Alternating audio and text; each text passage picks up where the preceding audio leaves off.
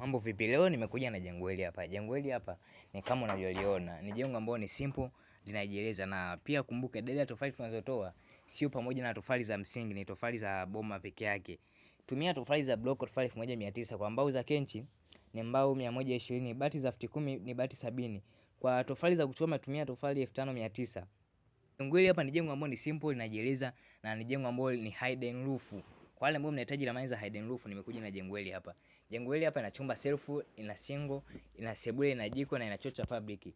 Ukubwa wa jengo hili hapa ni mita 7.6 kwa mita 7.6. Andaa kiwanja cha ukubwa mita 10.5 kwa 10.5. Jengo hili hapa ina fiti vizuri na linakaa katika kiwanja hicho. Muonekano wa jengo hili hapa ndio huu hapa. Huu ni muonekano wa 3D ambao ni picha ya mbele.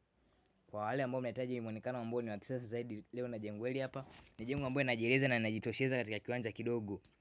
Unaweza ukachukua ukiwa unahitaji kuanzia maisha, na pia sio kwamba unaanzia maisha tu. Hata ukiwa una nyumba yako nyingine na bado unahitaji uiongeze, unaweza ukachukua ramani hapa. Ramani ambayo ni simple na inajieleza na inajitosheza katika kiwanja kidogo. Muonekano wake ndio kama hapa ambao unauona.